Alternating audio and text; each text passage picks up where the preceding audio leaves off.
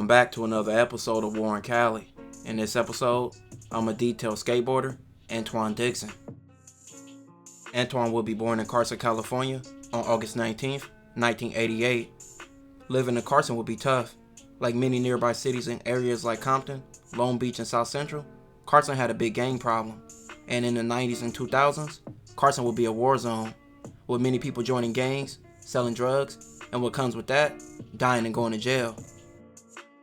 Early on in his life, Antuwan would grow up around many Crips, with his older brother being a part of the 190 East Coast Crip gang in Carson. This gang is one of the most deadliest and most hated gangs in Carson.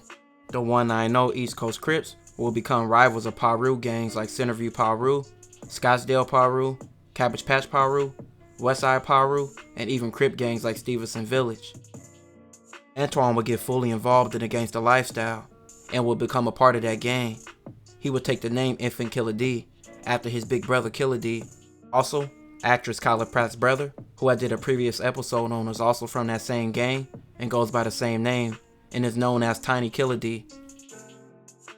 Antuwan would later become known to the world as a great skater, but he wouldn't have a traditional path as most skaters would. Antuwan's older brother would steal someone else's skateboard and give it to Antuwan when he was 12 years old.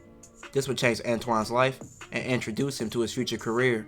Antuwan would start to develop fast, and between the ages of 13 and 14, he would start to gain some attention from brands. They would start to send him free stuff, and over the next few years, he would build his name up. He would get the attention of Baker Skateboards. Baker Skateboarding brand was on the rise, and Antuwan being on the rise as well, this was a good combo. Antuwan would join the Baker team and be a part of Baker DVD, Baker 3.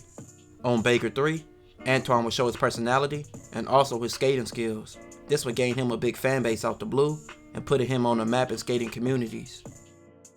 Antuwan had everybody wanting to sponsor him, from clothing brands, shoe brands, and even other skating brands. And by 17 years old, Antuwan was already a star and making a lot of money.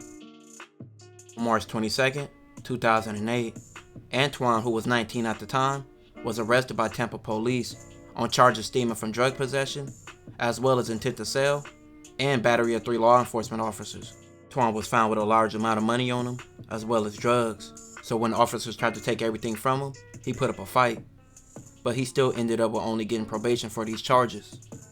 Being young with not much guidance, Antuwan was on a path to destruction. He was making a lot of money monthly, and he was being used a lot.